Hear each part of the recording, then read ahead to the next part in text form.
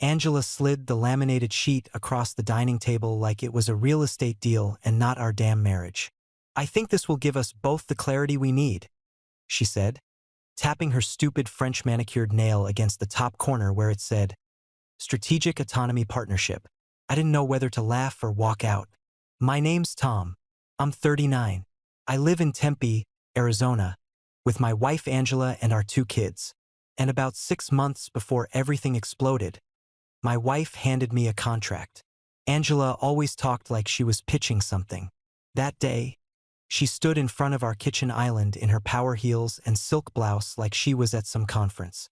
She called it her career independence plan, said she needed flexibility to travel, network, attend retreats, stuff that would position her as a thought leader in her space. I read through it, 7 pages. She wrote that I'd be the primary parent, school pickup and drop-off, full household management. She even broke down hours per week, like it was a payroll doc. She highlighted a section that said I agreed to emotional support leadership, whatever the hell that meant. You're great with the kids, she said, like it was a compliment and not a burden. You'll thrive if you lean into that. I need to go all in professionally, and this creates a structure. I stared at her. So what, you just bounce around the country and I hold it down here? Do I get a shot at that kind of freedom later? She tilted her head. You're not really equipped for that kind of detachment, babe. You're more grounded. It's a strength. I swear my jaw locked. She made it sound like I was a Labrador retriever too dumb to stray. But I was already so worn out from our fights and the cold shoulder routine she'd been on for months that I just caved. We both signed it. She framed the damn thing and hung it by the front door. I still remember the glossy black frame, dead center above the key rack, like it was something to be proud of. But here's what she didn't know. I made a copy, scanned it, emailed it to myself, saved it to a backup drive. Call it gut instinct. Call it years of watching her twist every argument into my fault. I wasn't going to end up with nothing when this blew up, and I knew it would. 2 days later, she booked a strategy summit in San Diego, packed a red carry-on, kissed the kids, and left me standing in the doorway holding our daughter's lunchbox like some kind of assistant. I watched the Uber pull away. That was the first time I really felt it. I wasn't her husband anymore. I was just part of the plan. That first trip turned into another the next week. Then another. Angela started throwing around words like Q4 pressure, closing cycles, and executive partnerships. It was always New York. Always some rooftop mixer or fireside panel with founders in her space. Meanwhile, I was the one waking up at 6, making breakfast, packing lunches, dropping the kids off, cleaning the house and answering their bedtime questions like, when's mom coming back? She'd breeze in after 4 or 5 days like she'd been to war. Except instead of looking tired, she looked upgraded. Designer jackets, fresh hair, perfect nails. And always that smell, not perfume. Cologne. Sharp, expensive, masculine. Smells like a hotel lobby, I said once when she leaned in to kiss the kids goodnight. She smiled like I'd complimented her. That's the Baccarat fragrance they use at the James in Soho. Fancy, huh? I nodded, but my stomach tightened. I'd stayed at that hotel once on a business trip. King beds, velvet headboards, in-room spa menu. Not exactly a place for team building. One night, I checked the credit card app and almost threw my phone across the room. A $240 dinner at some Italian place I'd never heard of in Tribeca. 3 days before that, spa treatment in Midtown. Champagne add-on. Room service from the Greenwich Hotel. I showed her. Wanna explain these? She didn't even flinch. Just pointed at the damn frame. We agreed I'd pursue growth. I can't build relationships if I'm in sweatpants eating leftovers at home. You missed Ethan's soccer game, I snapped. You promised him you'd be there. Her face hardened. I'm out there sacrificing for this family. Do you want me to succeed or not? That line, sacrificing for this family, became her shield for everything. Missed game? Sacrifice. No show at Sophie's school play? Sacrifice. Unfamiliar charges at boutique hotels? Sacrifice. One morning, While I was hauling trash to the curb, our neighbor Liz from across the street waved me over. "Hey, Tom," she said, lowering her voice. "I saw someone leaving your house around noon yesterday. Tall guy, beard, kinda preppy looking. I thought you were home." I froze. I wasn't home. I was at work, covering a half-day shift to help out a friend. "You sure it wasn't the cleaner?" She gave me a look. "He wasn't carrying a mop, if you know what I mean." That night, I waited until the kids were asleep, then asked her straight up, "Was someone here yesterday?" Angela didn't even look up from her laptop. "Yeah, Mark. He dropped off some equipment for a campaign we're co-running." "Chill. Why didn't you tell me?" She closed her laptop, slowly. "Do I text you every time someone breathes near me? Come on, Tom. Don't start turning into that guy." I wanted to yell. I wanted to throw that stupid frame against the wall and watch it shatter. But I didn't. I stood there, jaw tight, hands clenched, staring at the woman who used to call me her best friend. Instead of screaming, I started documenting. I printed bank statements, took photos of receipts, logged every time she said she was in meetings while tagged in rooftop bar pics with the same guy in the background. I started noting the exact time she left and came home, what she wore, what she smelled like. I even took pictures of her suitcases, how they started going from one carry-on to two. The final straw was when Sophie had a fever on a Friday night. I called Angela in a panic, trying to reach her at her hotel. She didn't answer until the next afternoon. Claimed her phone was dead. Said she was off-grid at a mastermind retreat. I didn't say a word, just wrote it all down. Because whatever this was, whatever she was turning into, I knew it wasn't going away on its own. The next morning, I bought a new file folder from Office Depot and labeled it Angela Evidence. I wasn't playing husband anymore. I was building a case. Every time she texted, on a red eye, "Love you," I screenshotted the timestamp, location tag, and flight number. Every dinner charge that showed up during work hours got printed. Her boutique hotel bookings? I cross-checked them against her Instagram stories, public account, tons of behind the scenes. Only now I was paying attention. And here's the part that really made my blood run cold. She was never alone. There was this same guy, tanned, well-dressed, always in the background or just out of frame. The first time I noticed him, he was holding her purse while she talked into the camera about client acquisition. Another post had two champagne flutes clinking by candlelight, only one arm in the shot, not hers. I dug up my old backup phone from the junk drawer, the one with no SIM card, and used it to follow her. No likes, no follows from my end, just silent tracking. Then I went deeper, started recording our conversations, completely legal in Arizona. I'd ask simple questions just to get her on tape. "You flying solo this time? How's Mark doing? Who's paying for the suite upgrade?" Half the time she dodged, the other half she lied. But it was all getting saved. I even recorded her once saying, "Nobody in your position should question how this works. If I'm out there hustling, I shouldn't have to answer to you." Got it, word for word. When I finally called a lawyer, I didn't walk in looking defeated. I walked in with a briefcase, a printed spreadsheet, and a laminated contract. The guy's name was Jordan Rivera. Downtown Phoenix, sharp suit, mid-40s, the kind of lawyer who looked like he hadn't lost a case since Bush was president. He flipped through the first few pages, raised an eyebrow, then let out a low whistle. "She typed this herself?" "Yep. Printed. Framed. Made us both sign it." He leaned back, grinning. "This is gold, Tom. I don't usually say that, but this right here is better than a prenup. This is voluntary written admission of full parental delegation and lifestyle separation. You didn't coerce her." "Hell no. I was just trying to survive the pitch." He chuckled. "Then congratulations. We're filing for divorce under willful abandonment and marital fraud." I nodded once. No smile. No relief. Just focus. I'd given her every chance to fix it, to come home, to be a mother, to be honest. But she treated our life like a side hustle. Jordan asked if I had other proof. I pulled out the folder. Credit card statements, Instagram screenshots, hotel bookings, audio files. He flipped through it and said, You'd be shocked how many guys walk in here with nothing but rage. You brought receipts. You just made my job easy. On the drive home, I passed by Sophie's school. It was pickup time. She was standing on the curb with her backpack crooked on one shoulder, kicking a rock, looking up every few seconds.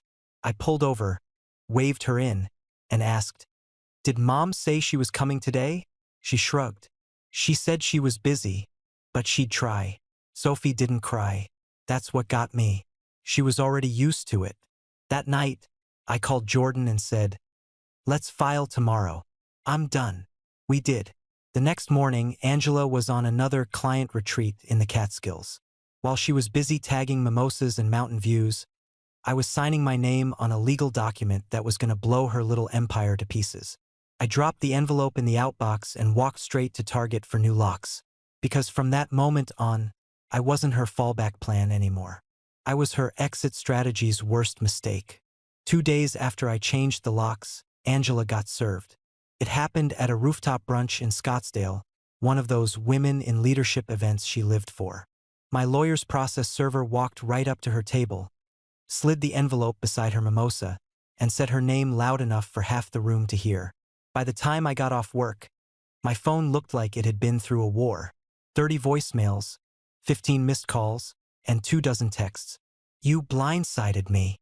You're embarrassing the kids. We could have handled this privately like adults."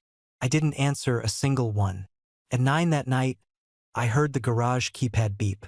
She still knew the code. The door opened, and there she was. Red dress, heels, eyes blazing.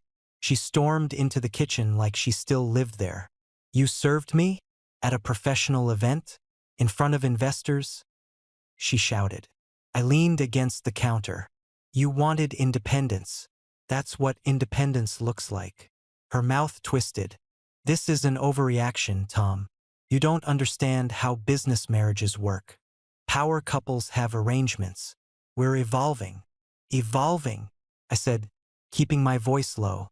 "You disappeared for weeks at a time, spent family money on hotels, and called it sacrifice." She crossed her arms. "You're not exactly innocent. You've been playing house while I'm out there building something real. You think bedtime stories make you father of the year." I almost laughed. "Funny you say that. You remember that framed agreement you made me sign? The one spelling out how I handle all the childcare while you chase your mission? That's your handwriting, your signature. And it's sitting in my lawyer's file cabinet." For a second, her face went pale. Then she smirked, like she'd found her footing again. "You think that'll hold up? Judges respect ambition, Tom. You're small time." I shrugged. "We'll find out." She paced, grabbed a glass of water, and switched tactics fast. Her voice softened. "Look, I know things got tense. Maybe we both overdid it. You filing just proves how much you still care." "Care?" I said. "No. I'm just done being collateral damage." She stepped closer, too close. Her perfume hit me. That same hotel scent, layered over something sweeter. She touched my arm. "You don't have to act tough. We can fix this tonight. No lawyers. No mess." I stepped back. "Not happening." Her smile cracked. "You're really going through with this?" "I already did." She stared for a long second, eyes darting between me and the hallway like she couldn't decide whether to cry or throw something. Then she turned sharp, stormed past me, grabbed a half-full wine bottle off the counter, and slammed the door to the guest room. I sat on the couch, phone recording on my lap, and listened to her pace and mutter for half an hour. Around midnight, the door creaked open. She walked out wearing one of my old t-shirts, hair down, eyes glassy. "Can we just stop fighting?" she whispered. "One night. For the kids." I shook my head. "You made this a business deal. I'm just honoring the contract." She didn't like that. Her face twisted, and she threw the bottle cap across the room before slamming the door again. I waited until she finally stopped moving. Then I turned off the recording, saved it, and sent a copy to my lawyer's encrypted folder. When I finally lay down on the couch, I stared at the ceiling fan spinning slow, steady circles. She thought she still had control. She didn't realize the paperwork she'd once used to trap me was now the weapon I'd used to free myself. By the next morning, Angela had a full-blown PR campaign running from her phone. She posted a photo of herself sitting by a window with a mug and a notebook, captioned, "When ambition threatens fragile men, the cost is always paid by the woman who dared to grow." The comments poured in. "Stay strong, Queen. Let him raise the kids. You're building an empire. Men can't handle powerful women. Facts." I didn't respond, didn't post, didn't like or share. I just screenshotted every word, saved every story, and kept adding to my folder. She kept spinning it like I was punishing her for being successful. Like this was all some kind of sexist overreaction instead of a direct consequence of her own damn choices. Then something I didn't expect happened. Late Thursday night, I got a Facebook message from a woman named Dana Caldwell. No mutual friends, no profile picture, just one line. "I think we should talk. Your wife's been traveling with my husband." I stared at it for a second, then typed back, "His name wouldn't be Mark, would it?" She replied, "Marketing consultant? 6'2", gelled hair, talks like a TED Talk? That's the one." We set up a call.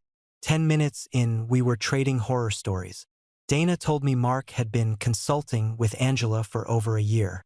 Said he suddenly started needing to travel monthly for brand activation weekends, which, shocker, always lined up with Angela's so-called retreats. He used their shared Amex for everything and forgot she got the statements too. I emailed her the contract. She called me 5 minutes later, laughing so hard she had to put me on speaker. She actually wrote this herself and signed it, framed it. I said, "Hung it by our front door." Dana whistled. "My lawyer's gonna lose her mind. You want to sync up teams?" I didn't even hesitate.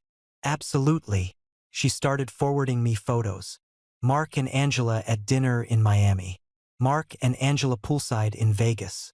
One clip had them slow dancing at a corporate mixer, her hand on his chest like it belonged there. Dana said, "She told Mark you were emotionally unstable, that you'd cheated. He felt bad for her." I almost dropped my phone. She flipped it like I'm the one who stepped out. "Classic narcissist move," Dana said. "Flip the script, build a following, play the victim." Meanwhile, she's screwing my husband in boutique hotels and calling it brand synergy. I sent Jordan, my lawyer, the screenshots, the messages, everything Dana passed along. He called me an hour later and said, "This just went from solid to bulletproof. She keeps digging her own grave and handing us the shovel." Angela, meanwhile, kept posting. One reel had her walking down a New York sidewalk in slow motion, audio over it saying, "They tried to bury her, not knowing she was a seed." In the caption she wrote, "When you choose vision over validation, the weak will call you selfish." I took a deep breath, saved the video, and filed it under delusion. My daughter saw one of the posts when using my iPad for homework. She didn't say anything, just looked at me and asked, "Why does Mom post so much if she's always working?" I didn't have an answer, but I knew one thing. If Angela wanted a war, she was about to lose it on two fronts. Because now I wasn't the only one keeping score. After that first call with Dana, it was like we'd flipped a switch on a war room. Every night after the kids went to bed, we sent each other everything. Photos, receipts, hotel bookings, room service bills, and entire text threads between Angela and Mark. She'd screenshot, I'd organize. I'd upload, she'd cross-reference. It got surgical. One message from Angela read, "When this all clears, I want you beside me. I'm not going back to boring." Another had Mark texting her, "Tom and Dana are too small-minded to understand vision." That one really got me. Dana's lawyer filed for divorce the next day. 2 hours later, Mark ghosted Angela. Just flat out disappeared. No calls, no texts, no more IG likes. His name vanished from her tagged posts. She removed half her feed by morning. By the time she pulled into our driveway that evening, she was a wreck. I watched from the living room window as she sat in the car for 10 minutes, gripping her steering wheel like it owed her something. Then the door flew open. Her face was blotchy. She held her phone in her hand and hurled it at the kitchen wall. Screen cracked, case split. "This is your fault," she screamed. pointing at me. You ruined the one thing that made me feel alive. I stayed calm. You mean the guy you cheated with? Yeah, that's called a consequence. She grabbed the wine bottle off the counter and slammed it into the sink. You think this is a win for you? He loved me. We were building something real. No, you were hiding something fake, I said. And he bailed the second his wife held up a mirror. She stomped toward me, furious. You don't get it. Mark saw me. You've never seen me. I saw enough, I said. And I kept records. That shut her up. She just stood there breathing hard. Mascara streaked down her cheek. Fists clenched like a toddler who didn't get her toy. The next day, her mom called me. Angela must have run crying to her, hoping for backup. But whatever version she told didn't land. Her mom started with, I just want to understand what's going on, Tom. Angela says you ambushed her. I said, all right, I'll send you everything. And I did. The contract, screenshots, recordings, Dana's evidence, all of it. Her mom didn't respond for 2 full days. When she finally did, it was just one sentence. Thank you for protecting the kids. After that, Angela spiraled. First, she blocked her mom, then her sister, then her aunt. I only knew because they reached out to me asking what happened. She's cutting everyone off, her sister texted. It's like she's trying to erase the whole family. It got worse. I heard through Liz next door that Angela had canceled a work trip and locked herself inside her condo for days. Cried loud enough for the neighbors to hear. She stopped posting. No more empowerment quotes. No slow-motion reels. Just silence. That Friday, Ethan came home from school with a flyer for a Mother's Day breakfast. He held it up and said, Is Mom gonna come this year? I didn't promise anything. Just told him we'd see. Because at that point, even I didn't know if she'd show her face again. But I did know she'd finally seen what it felt like to be on the outside. Not admired. Not followed. Not praised. Just alone, in the mess she made herself.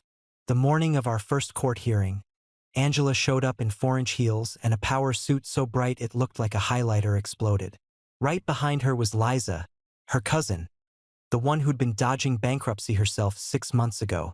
Apparently, she was now acting as Angela's legal rep. Not a divorce lawyer, a bankruptcy paralegal. I watched them walk into the courtroom like they were on a red carpet. Liza had a manila folder, no briefcase.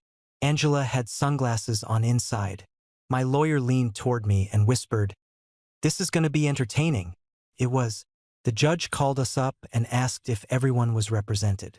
Angela raised her hand and said, Yes, Your Honor. My cousin Liza is here to assist me as a legal advisor. The judge raised an eyebrow. She's not licensed in family law. She has extensive experience in legal documentation, Angela said quickly. And I believe the evidence my husband submitted is fundamentally flawed. Here we go. Liza stood, cleared her throat and said, Your Honor, the contract my client's husband submitted was created under emotional pressure. It's not legally binding. He manipulated her into signing something she didn't fully understand. The judge picked up the laminated copy from the file and started reading it aloud. Word for word. The room went so quiet I could hear someone clicking a pen in the back row. I, Angela Martin, agree to independently pursue my career while delegating all parenting and household responsibilities to my spouse, Thomas Martin. This arrangement is voluntary, mutual, and driven by my professional mission. He paused, looked up. Miss Martin, did you type this? Angela shifted in her seat. Yes, but, and did you sign it? Yes, but it was during a time of emotional stress. He cut her off. Stress doesn't invalidate a voluntary agreement you authored, printed, laminated, and displayed in your home. Liza tried to jump back in, but the judge wasn't having it. Unless you're licensed to practice family law, sit down. That was the beginning of the end. The judge went line by line, childcare delegation, financial terms, lifestyle freedom, and basically treated the document like gospel. We walked out with temporary 50-50 custody. I kept the house, and no alimony was awarded. Angela's mouth was hanging open as the judge announced it. Mr. Martin, You've provided ample evidence of responsibility and involvement, he said. Given the written agreement and your documentation, this ruling stands. Angela didn't wait to hear the rest. She stood up, stormed out of the courtroom, and walked straight into the press waiting outside. One of the local reporters had been tipped off by someone, probably her. Microphones in her face, cameras rolling. She threw her hands up and said, "This is what legal abuse looks like.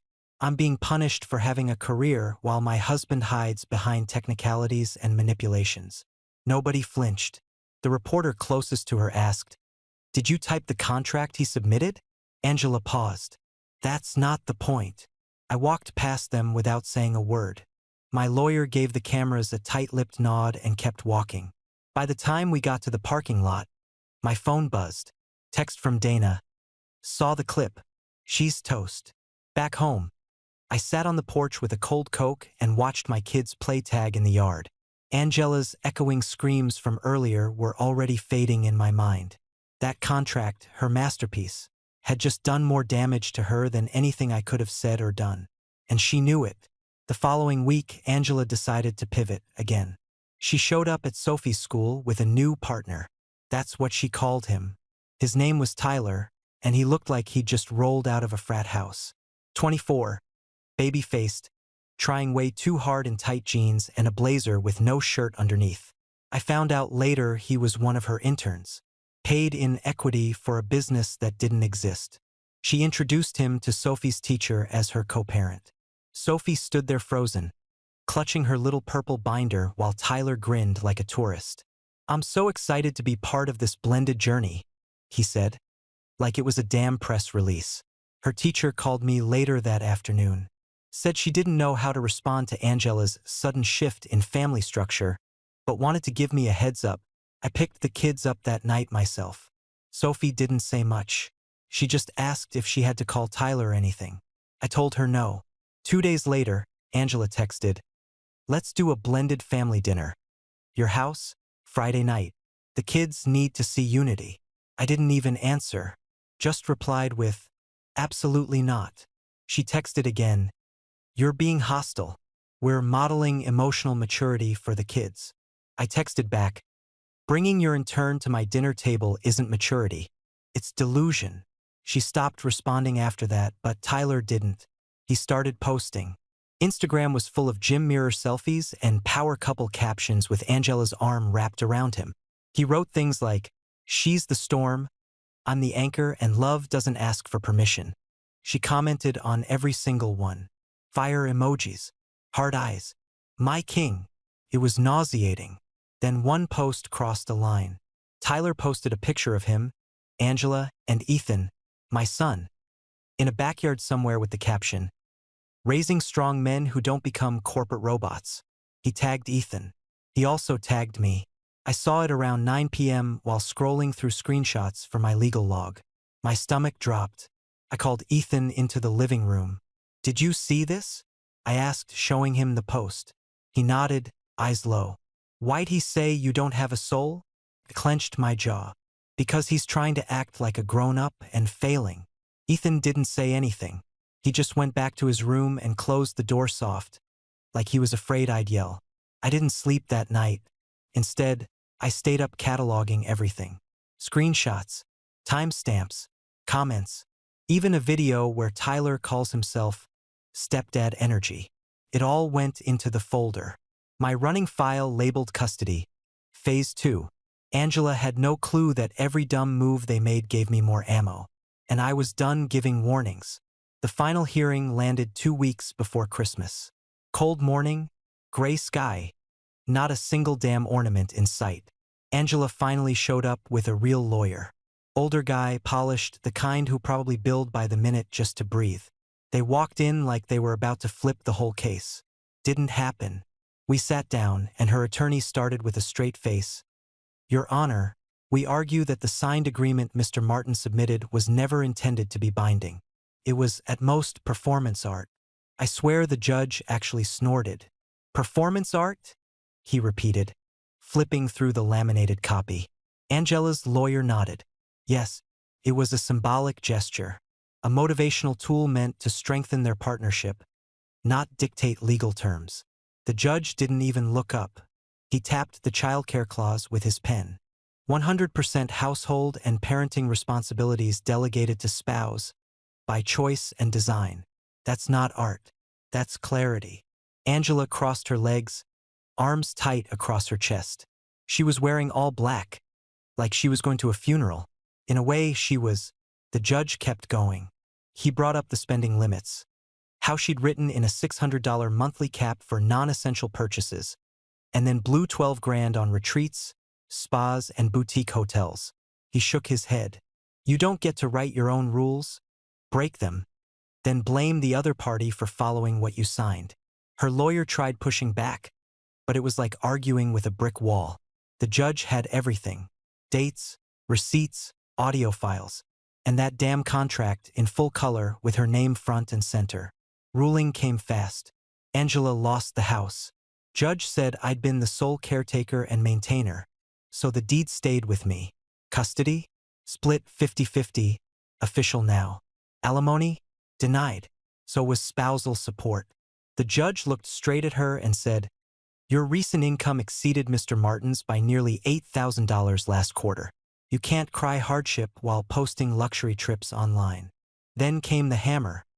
She had to repay half of the 12 grand she called business development. Angela looked like someone had yanked the rug out from under her in slow motion. No tears, no fight, just shock. Like she'd finally seen the scoreboard and realized she'd been losing the whole time. Outside the courtroom, her lawyer pulled me aside. If she hadn't written that contract, he said quietly, this would have gone very differently. You know that, right? I nodded. That's why I kept it. He sighed. She's not the first client I've had to drag out of her own fantasy. Angela stormed past us, sunglasses on, face tight, phone in hand like she was searching for the right spin. She found the press waiting again. This was a hit job, she told them. He used outdated paperwork to destroy me. Legal abuse is real. This time, nobody bought it. The reporters barely raised their cameras. One of them asked, but didn't you write that paperwork yourself? Angela didn't answer. She just walked away. I drove home in silence, hands steady on the wheel. The radio was playing some soft Christmas song, the kind that used to make me roll my eyes. But right then, it felt earned. Calm. Clean. For the first time in months, I didn't feel like I was playing defense. She'd thrown everything she had, lawyers, lies, even interns, and none of it worked, because in the end, it was her own words that buried her. By the time I pulled into the driveway, the porch light was glowing and the kids' silhouettes danced behind the curtains. It was Christmas Eve. Angela was supposed to have them this year. She bailed. Her excuse came through as a rushed text around noon. Can we reschedule? Things shifted last minute. Translation: Tyler went to Miami with his real girlfriend. Apparently, she found out through Instagram stories. Classic. At 8:15, both kids were upstairs. Sophie snoring under her glitter blanket. Ethan passed out in flannel pajamas with a book still open on his chest. I turned off his lamp, pulled the blanket up, and just stood there a second, watching him breathe like I used to when he was a baby. Downstairs, the tree lights blinked slow and soft. I poured 2 fingers of bourbon into the glass I only used for actual peace. Not celebration, not company, just quiet. Angela tried reaching out once more. A text from an unknown number lit up my phone. I miss what we had. Let's talk before the year ends. Blocked. No hesitation. That version of her didn't exist anymore, and I didn't owe the ghost a response. I sat on the couch, glass in one hand, phone face down on the table. No buzzing, no spinning, no tension. Just stillness. Dana had messaged me earlier in the day. If we ever co-write a book, I get the title. Framed by her own frame. I told her she was evil for that. We both laughed. She's good people. Keeps things sharp. Honest. We check in sometimes, nothing dramatic, nothing weird. Just 2 people who survived the same storm and lived to tell the punchlines. Across the living room, above the shelf where I keep the kids' baby photos and a couple of their old school crafts, hangs the framed contract. Same frame Angela picked. Still laminated. But now it's mine.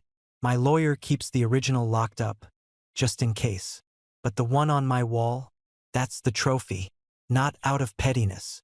Out of proof. Proof that words matter. Paperwork matters. Especially when someone tries to screw you with a smile and a buzzword. I took a long sip, leaned back, and listened to the silence stretch out around me like a blanket. No court dates. No staged Instagram posts. No interns playing stepdad. Just me. The lights. The bourbon. And two kids upstairs.